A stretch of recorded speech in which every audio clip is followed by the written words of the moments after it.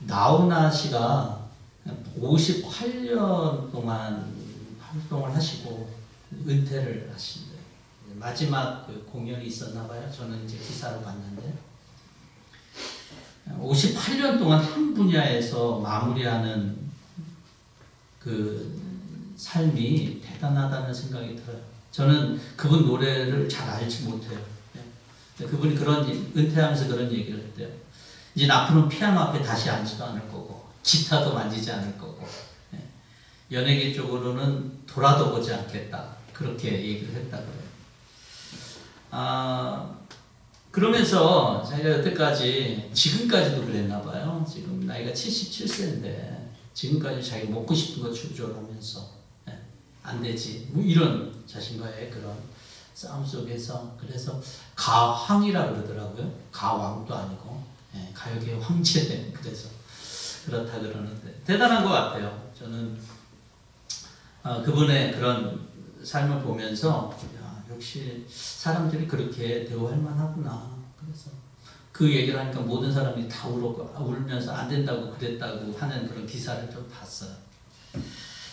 성경에서도 하나님의 종으로 신실한 삶을 살았다라고 하면 단연 그 사람은 모세일 겁니다. 모세. 히브리서 3장에서 모세는 하나님의 종으로 얼마나 신실했는지에 대해서 예수님과 비교하는 그런 본문이 나와요. 그가 40년 동안 사역을 하는데 이제 그 마지막 스테이지가 됐어요. 32장을 보면 맨 마지막에 하나님이 이제 느보산에 올라가서 가나안 땅을 보면서 이제는 내가 죽을 것이다 라고 하는 얘기를 해요. 그러면서 이제 32장이 마무리됩니다. 그 마무리되는 시점에서 그는 노래를 하는데 바로 그 노래가 신명기 32장이에요. 그래서 신명기 32장은 모세의 노래, 모세의 노래라고 이렇게 표제가 되어 있는데 이 모세가 성경에서 이게 모세의 생애 동안 이렇게 성경 속에서 2번 나옵니다. 모세가 노래를 잘하는 사람이었는지 모르겠지만 옛날에는 노래라고 하는 게 곡조가 없었기 때문에 그냥 산문과 같은 시와 같은 거라고 생각을 하시면 돼요. 근데 그가 첫 번째 노래를 했던 모세의 노래는 어디서 등장하냐면 출애굽기 15장에서 등장합니다. 출애굽기 15장은 어떤 배경을 갖고 있냐면 이스라엘 백성들이 홍해 앞에서 진퇴양난에 빠지잖아요. 하나님께서 홍해를 건너게 하시고 따라오는 애국 군대가 다 물에 수장하는 거예요. 그런 일이 있고 난 다음에 모세가 노래를 하는 게 출애굽기 15장이에요. 그리고 나서 이제 이 신명기 32장에서는 출애굽기 15장에서 하나님이 얼마나 놀랍게 우리를 구원했는지를 노래했다라면 지난 40년 동안 광야 생활 속에서 얼마나 대단하게 하나님이 그 구원의 과정을 하셨는지에 대해서 7절 우리가 읽지는 않았지만 7절부터 14절까지 그가 회상을 하면서 노래를 하게 됩니다. 출애굽기 15장에서는 하나님의 이러한 것들을 시험했던 것이 애국 왕이었고 애국 군대였다라면 오늘 신명기 32장에서는 이스라엘 우리 세번역으로는 이스라엘로 번역되어 있지만 사실은 정확하게 얘기하면 여수룬이라고 하는 그런 타이틀이 있어요. 그래서 여러분들 성경을 보면 오늘 주보에도 그렇게 일부러 없애지 않았지만 니은이라고 되어 있으면서 밑에 여수룬이라고 되어 있습니다. 그 여수룬 하나님의 백성으로 여기지는 이 여수룬이 어떻게 보면 하나님을 대적하는 그러한 하나님의 진노를 받아야 되는 어떤 그러한 대상으로 나와요. 조금 아이러니할 수도 있다라고 생각되지만 그렇게 나와요. 근데 이 15절의 여수룬이라고 하는 단어는요 나쁜 뜻이 아니에요. 여수룬을 우리 성경에서 보면 의인 또는 정직한 사람이라고 여러분들 성경에 보면 다 있을 거예요. 물론 개혁성경은 여수룬이라고 되어 있고 밑에 그런 설명을 달고 있습니다. 의로운 자, 올바른 자라고 하는 얘기예요. 하나님의 사랑을 받는 이스라엘을 시적인 언어로 표현한 게 바로 이 여수분이라고 하는 단어입니다. 그런데 여수분이라고 하는 표현을 하는데 과연 이스라엘은 어떻게 살았냐라고 하는 거예요. 하나님이 의인이고 정직한 자라고 하는 이 하나님의 백성 이스라엘이 그 모습은 어땠냐라고 했을 때 바로 15절에 보면은 이스라엘은 부자가 되더니 반역자가 되었다. 먹거리가 넉넉해지고 실컷 먹고 나더니 자기를 지으신 하나님을 저버리고 자신들의 반석이신 구원자를 업신여겼다라고 얘기해요. 그 다음에도 계속적으로 이방신을 섬긴 얘기하며 하나님을 버린 것들이 계속적으로 기록되고 있습니다. 여러분 그렇다 그러면은 하나님이 여술은 의롭고 정직한 자라고 하는 이 타이틀이 이게 좀 맞아야지, 그들의 삶과 맞아야지 이게 조금 좀 가치가 있는 말이 될 거 아니에요. 근데 여술이라고 하는 말은 했는데 삶이 이렇다 그러면 여러분 이건 좀 문제가 있는 것 아닐까요? 계속해서 16절, 18절에서도 그들의 삶이 하나님을 버리고 다른 신을 섬겼고 19절, 20절에서도 알지도 못하는 신, 새 신을 섬김으로 하나님의 질투를 일으켰다라고 얘기를 하는데 우리가 이것을 네 글자로 얘기하면 뭘까요? 배은 망덕이다라고 할 수 있을 거예요.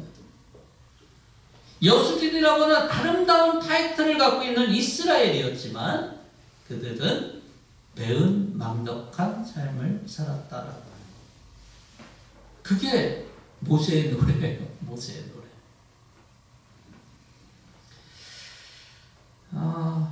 그들이 그렇게 살았을 때 하나님 가만히 있을까요?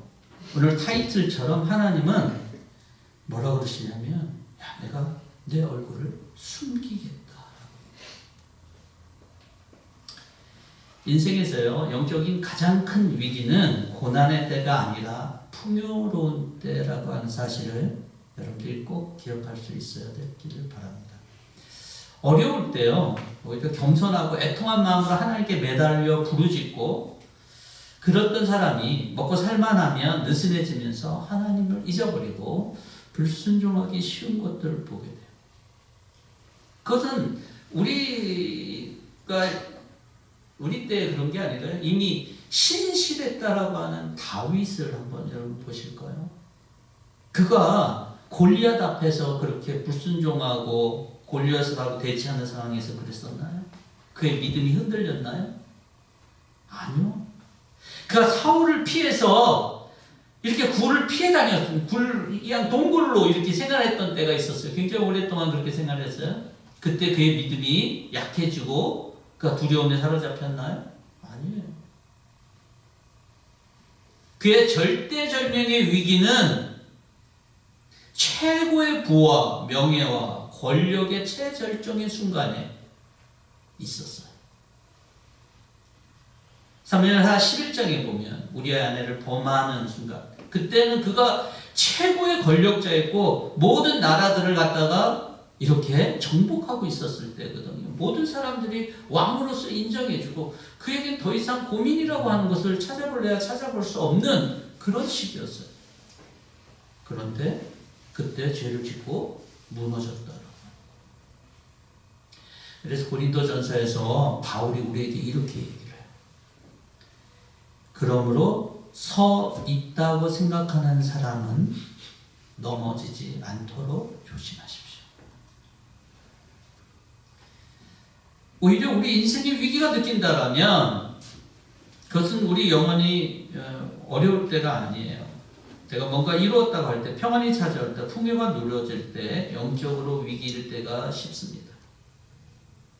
어려운 가운데 있다라면 어쩌면 안전할 때일지도 몰라요. 왜냐하면 그때는 적어도 하나님을 붙잡으려고 하고 하나님 앞에 가까이 나가려고 애쓰고 있는 순간이 되기가 쉽기 때문에 그래요. 교회사를 돌아보면요, 이것과 비슷한 면을 보게 돼요. 초대교회는 믿는다고 하는 이유 때문에 목숨을 내놔야 됐어요. 근데 그때 교회는 믿음이 아주 성도들 한 사람 한 사람도 목숨을 내놓고 하니까 정말 믿음이 견고했습니다.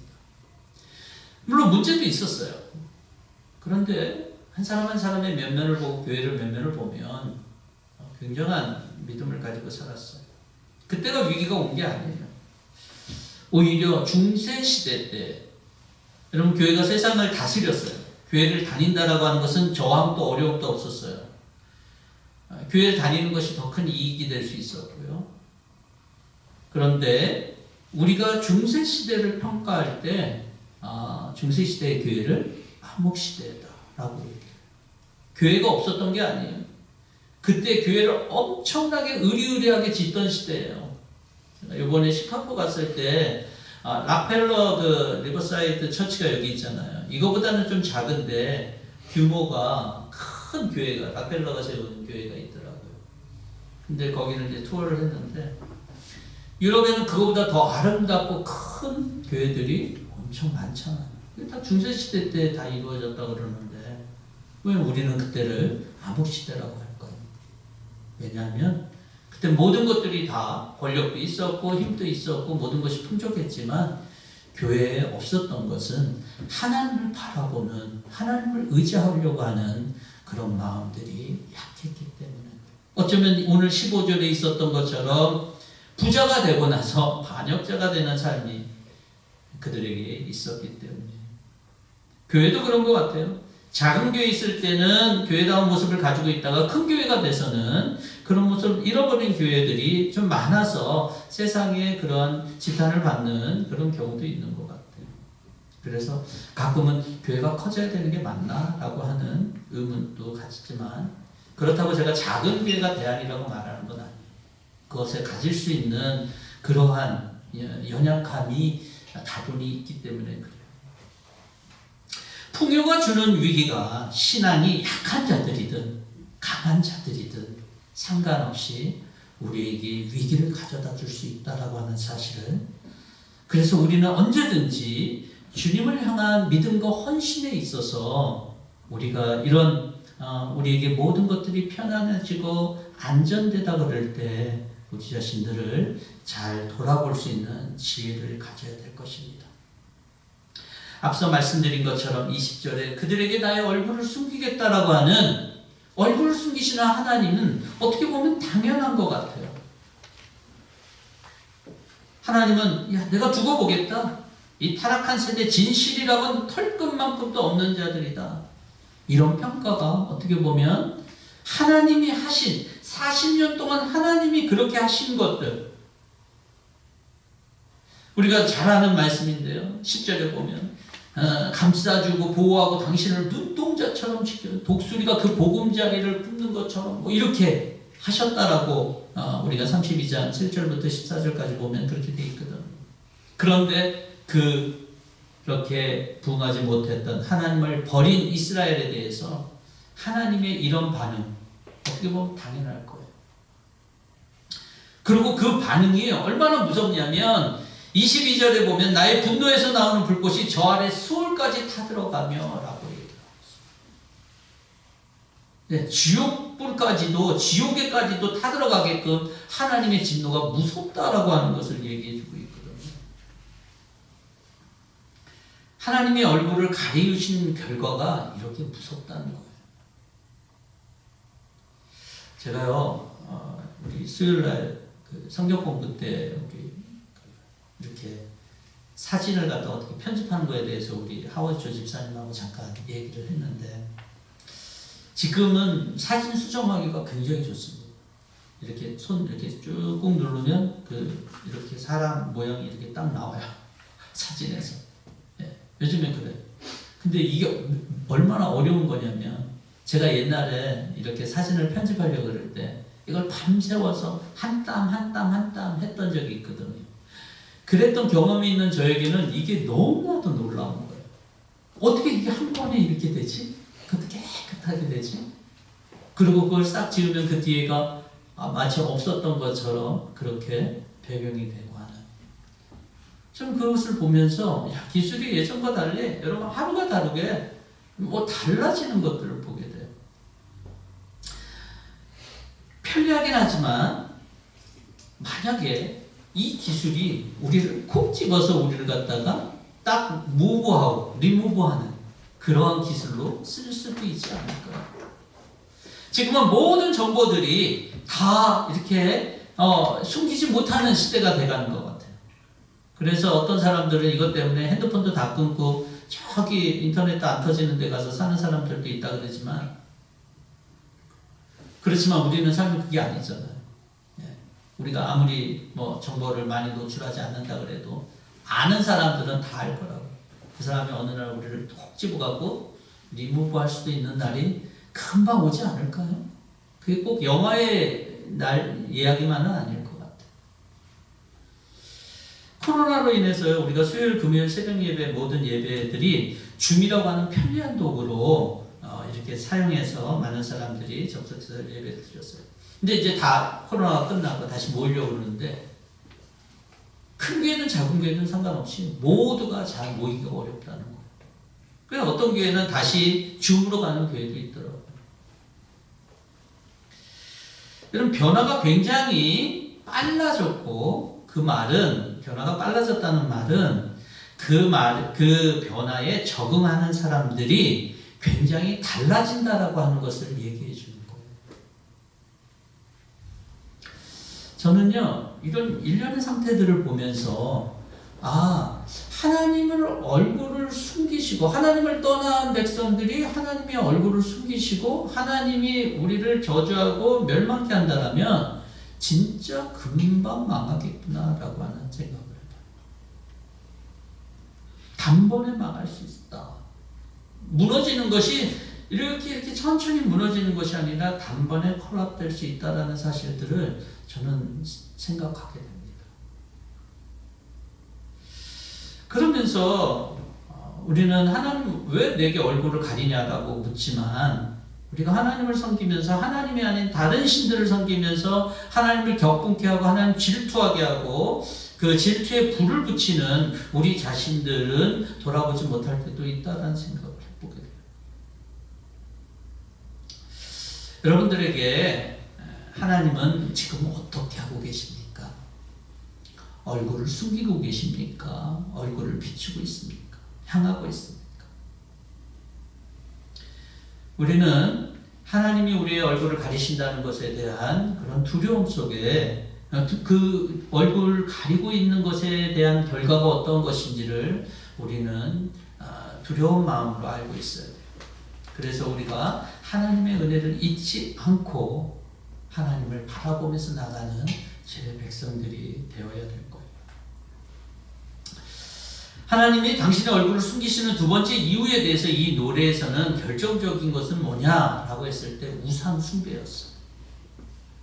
우상 숭배를 하나님이 얼마나 싫어하셨으면 16절에 보면 역겨운 짓이라고 얘기해요. 하나님 역겨운 짓.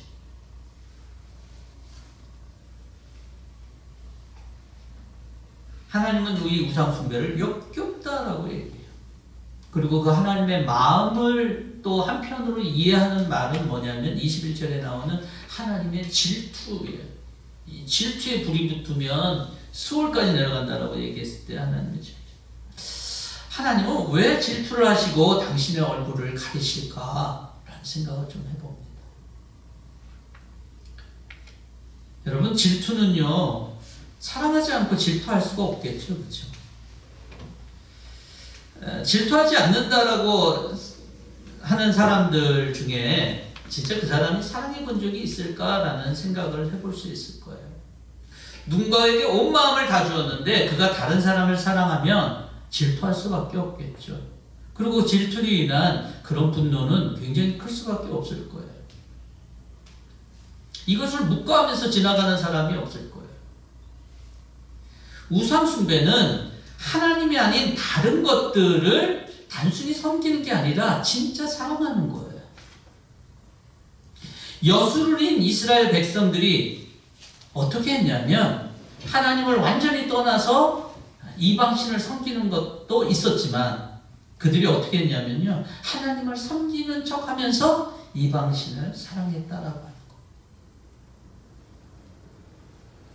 그들이 이방신을 섬겼던 이유는 그것이 좋아 보였기 때문이에요. 재밌었기 때문이에요. 새로웠기 때문에. 근데 하나님은 그것을 용납지 않으십니다. 왜? 우리를 사랑하시기 때문에. 우리를 사랑하시는 하나님, 질투하는 하나님이에요. 우리가 하나님보다 다른 것들을 사랑하는 것들에 대해서 결코 용납지 않으십니다. 그런 것을 어떻게 느끼신다고요? 역겹다고 느껴진다. 오늘날 우리는 하나님을 섬긴다라고 하지만 동시에 때로는 우리가 생각하는 그 무엇을 더 사랑하는 것들 문제의식 가지 않고 살아갈 수도 있습니다. 살아가는 사람들을 많이 보게 됩니다. 오늘날 우리가 우상이라고 여길 수 있는 것 중에 가장 큰 것은 아마 돈일 거예요. 이 세상에 돈으로 안 되는 것이 뭐 없어 보입니다. 돈은 필요한 것이지만 우리가 그걸로 인해서 하나님을 섬기고 하나님을 사랑하는 것보다 돈을 더 사랑하게 된다면 우리의 삶은 하나님의 얼굴을 가리우는, 하나님이 그걸 우상숭배로 보기 때문에 우리 얼굴을 가리우게 될 거예요. 누가복음 6장 13절에 예수님께서 이렇게 경고하셨어요. 너희는 하나님과 재물을 겸하여 섬길 수 없다. 마태복음 6장에 보면 한 사람이 두 주인을 섬기지 못한다. 이를 미워하거나 저를 사랑하거나 이를 중히 여기고 저를 경히 여깁니다. 하나님과 재물을 겸하여 섬기지 못한다. 돈이 우리들의 어떤 우상이 된다면 여러분 우리의 삶이 망가질 수밖에 없다는 사실을 잘 알아야 될 것입니다. 돈이 우리가 조종하는 대상이 돼야지 돈이 우리를 조종할 때는 우리의 삶은 무너질 수밖에 없다라고 합니다. 하나님의 질투로 그 하나님의 불이, 질투의 불이 우리를 살을 것이다 라고 하는 것입니다. 이스라엘 백성들이 당시에 이 광야 생활 속에서 아주 어떻게 보면은 똑같은 삶이 매일같이 패턴화되고 있었기 때문에 뭐 그것을 익숙해한 사람들도 있겠지만 뭔가 새로운 건 뭐 없을까? 뭔가 새로운 무슨 뭐 기대할 만한 거는 뭐 없을까라고 해서 딴 신전을 찾아가고 딴 종교에 이방 민족이 갖고 있는 종교에 관심을 가졌을지도 몰라요. 그 마음까지는 이해되죠. 그런데 그렇게 했을 때 하나님께서는 그것이 가져올 처참한 결과에 대해서 오늘 본문에서는 정확하게 얘기하고 있어요. 여러분, 우리의 신앙은요, 매일같이 똑같을 수 있어요. 여러분들이 어제 믿는 하나님과 오늘 믿는 하나님과 내일 믿는 하나님이 같을 수 있어요. 그렇지만 그게 올드 스타일이라고 우리가 버릴 수 있는 부분이 아니라는 거. 세상의 진리는 어제도 오늘도 내일도 같아야지만 진리인 거예요. 만약에 여러분들이 갖고 있는 신앙이 어제 믿었던 하나님이 올드 스타일이었다면 그는 잘못된 믿음이었을 거예요. 왜냐하면 진리는 하나님은 어제나 오늘이나 내일이 같기 때문에 그래요.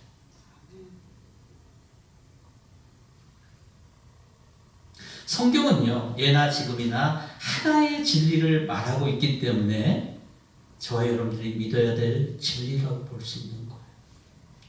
성경이 과거의 구약의 강조점과 신약의 강조점이 다르다고 했으면 저는 아마 목사가 되지 않았을 거예요.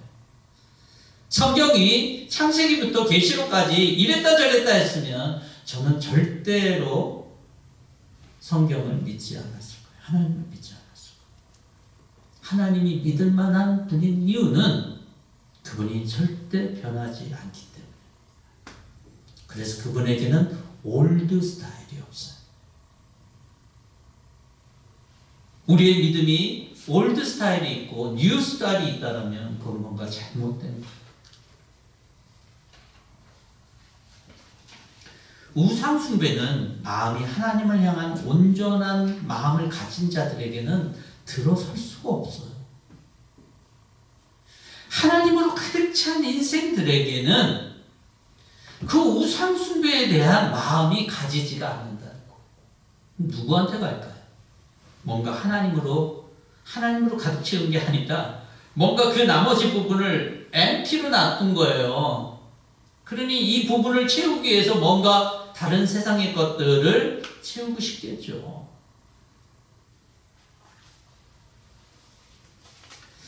나는 이 시간 과연 하나님을 사랑하고 하나님께만 모든 시선을 집중하고 있는지 여러분들이 생각해 볼 수 있기를 바랍니다.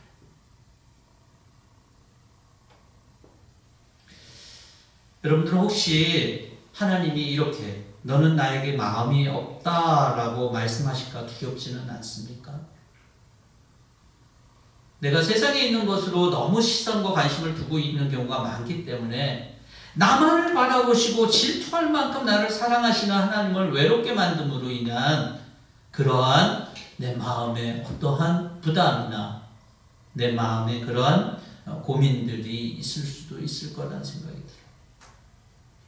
세상을 향한 눈길이 거두어지고 나눠진 마음이 합하여서 오직 주님만을 바라보며 언제 올지 모르겠지만 다시 오시겠다고 하는 예수님을 맞이하기를 준비하는 저와 여러분이 됐으면 좋겠습니다.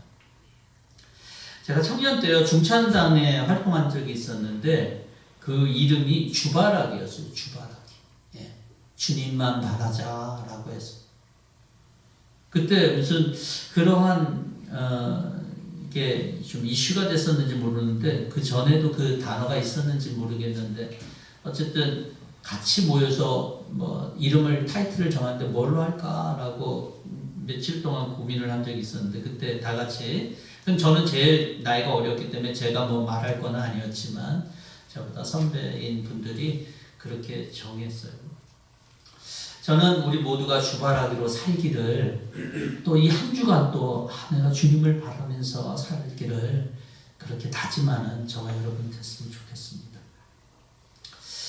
오늘 본문을 생각할 때 여소린이 부자가 되니 이런 말을 이렇게 보면요. 또 뭐 하나님께서 알지도 못한 세신들 또 나중에 그들이 그 재앙으로 그들이 칼에 맞아 죽고 뭐 이런 모든 이런 것들을 보면 광야 생활을 하고 있는 이들에게 과연 해당되는 말일까라는 생각을 좀 해봐요. 그렇죠? 광야에 죽은 1세대들에게도 해당되지 않는 말씀 같아요. 그렇다 그러면 이 일이 지금 말씀을 듣고 있는 모세의 노래를 듣고 있는 이 세대 사람들이 아니라 이들이 하나님의 약속된 땅으로 들어가서 있게 될 그런 일들일 수도 있겠다라는 생각이 들어요. 그럼 그 일들을 왜 지금 모세는 노래하는가? 경고고 그 다음에 모세가 이들을 보호하고 각성케 하기 위한 그러한 가나안 땅으로 들어가는 데 있어서의 어떤 그러한 준비의 과정으로 노래했겠다라는 생각이 듭니다. 돈이 우상이 되는 시대 속에서 저와 여러분들 살아가는 건 분명한 것 같아요. 근데 돈이 나의 우상이 아니고 나의 신이 아니고 그것이 아무리 관심 있고 그것이 아무리 세신과 같고 유gat과 같고 그래도 오직 주님만을 바라보며 살겠다라고 하는 신앙인의 결심이 저와 여러분들의 결심이 됐으면 좋겠어요. 제가 가끔 아이들에게 가장 화가 났을 때가 언제인 줄 아세요? 그것은 아이들이 뭘 잘못해서가 아니라 아이들이 혼을 냈는데도 그 이유를 알지 못할 때는 좀 더 화가 나더라. 근데 가만히 생각해보니까 하나님 앞에 내가 혼이 났는데도 내가 그 이유도 모르고 나도 그런 거예요. 그럴 때가 있는 것 같아요. 매일 말씀을 묵상합니다. 적용하려고 노력하는데 어떻게 그럴 수 있을까? 매주마다 말씀을 증거하고 그러는 내가 어떻게 그럴 수 있을까? 라고 하지만 사람은요 다른 사람의 눈에 띄는 너무 잘 보이는 것 같아요. 자기는 잘 안 보이고.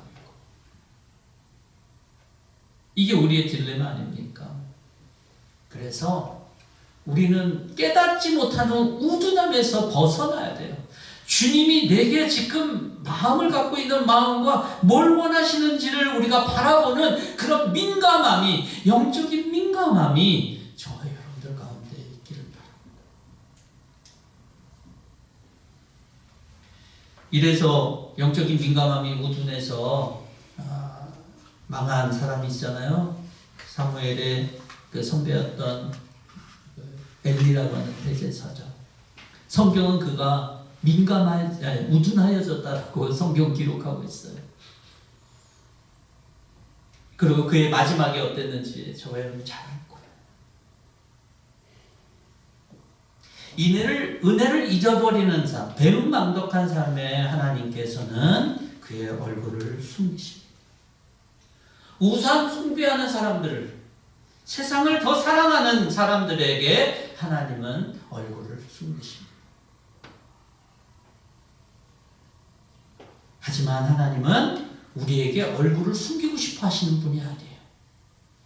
하나님은 당신의 얼굴빛을 우리에게 비춰주시기를 원하는 하나님.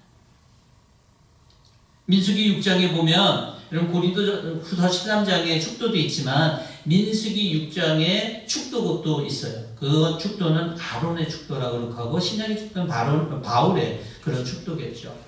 우리가 보통 하는 축도는 바울의 그 축도에서 우리가 보통 축도를 합니다. 아론의 축도가 이렇게 돼요. 이스라엘 백성들에게 향한 아론의 축도는 이렇게 됩니다.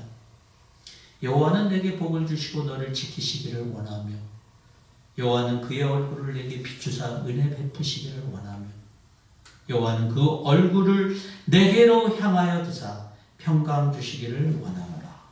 이게 아론의 축도예요. 하나님은 우리에게 얼굴빛을 비춰주시며 은혜로 평강으로 우리의 삶을 이끄시고 인도하시기를 원하시는 하나님이십니다. 하나님의 은혜를 기억하고 이 세상 속에서 세상 사람들이 다 세상의 신들을 사랑한다고 할지라도 우리가 우상 숭배가 아닌 오직 하나님만을 주발하게 하면서 살아가는, 그래서 하나님의 얼굴빛으로 살아가는 저와 여러분들이 되시기를 주의 이름으로 부탁드립니다. 같이 함께 기도하겠습니다. 하나님 감사합니다. 오늘도 하나님의 은혜와 사랑들로 저희들을 불러 모아 주셨는데 우리 혹시 우리 자신들이 하나님의 은혜를 잊어버리고 있고 살지 않는지, 하나님이 우리에게 얼굴을 숨기면서 있는데 그것을 깨닫지 못하며 우둔한 가운데 살고 있지는 않은지 돌아보게 하시고, 또 우리가 세상 속에서 하나님이 아닌 다른 것들을 사랑하면서 깨닫지 못하고 있는 건 아닌지 주님 우리 돌아보게 하시고 오직 하나님만을 바라보며 주의 얼굴빛으로 살아가는 주의 백성들이 되게 하여 주시옵소서. 말씀을 읽을 때, 주님을 찬양할 때, 기도할 때 주님 우리에게 주의 얼굴빛을 비춰주시고 주님의 평강과 은혜를 모든 주의 백성들에게 허락하여 주시옵소서. 오늘도 주님을 바라보고 나가고자 하는 주의 백성들에게 은혜 위에 은혜를 더하여 주시기를 원하올 때에 예수님의 이름으로 기도하옵나이다.